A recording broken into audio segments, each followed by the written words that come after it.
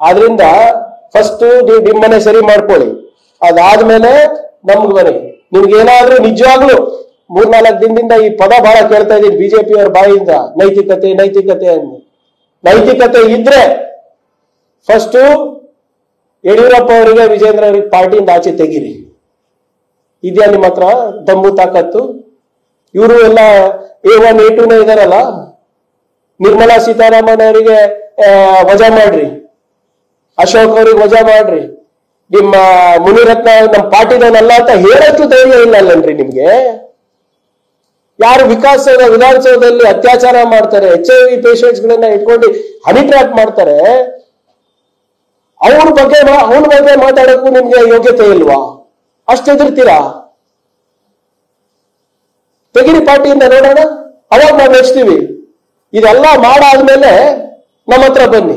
ಸಿದ್ದರಾಮಯ್ಯ ರಾಜೀನಾಮೆ ಕೊಡಬೇಕು, ಪ್ರಿಯಾಂಕ್ ಖರ್ಗೆ ರಾಜೀನಾಮೆ ಕೊಡಬೇಕು, DK ಶಿವಕುಮಾರ್ ಅವರು ರಾಜೀನಾಮೆ ಕೊಡಬೇಕು.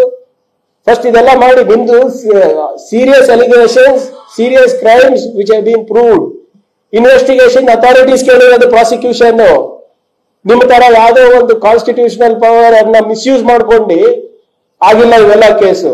ಆದ್ರಿಂದ ನೀವು ಯಾವುದೇ ಕಚೇರಿ ದುರುಪಯೋಗ ಮಾಡಿದ್ರು ಕೂಡ ನಾವು ಅಂಜೋರಲ್ಲ, ಬಗ್ಗೋರಲ್ಲ, ಜಗ್ಗೋರಲ್ಲ. ನಾವು ಇದು ಒಂದು ಕಾನೂನಲ್ಲಿ ಹೋರಾಟ ಪ್ರಾರಂಭ ಮಾಡಿದೀವಿ. ಸಂವಿಧಾನಿಕವಾಗಿ ನಾವು ಇದನ್ನ ಒಂದು ಲಾಜಿಕಲ್ ಎಂಡಿಂಗ್ ನಾವು ಖಂಡಿತ ತಗೊಂಡು ಹೋಗ್ತೀವಿ. ಡೆಲ್ಲಿಗೆ ನಾವು ಮುಂಚೆನೂ ಹೋಗಿದ್ದೀವಿ ಹೋರಾಟ ಮಾಡ್ಕೊಂಡು.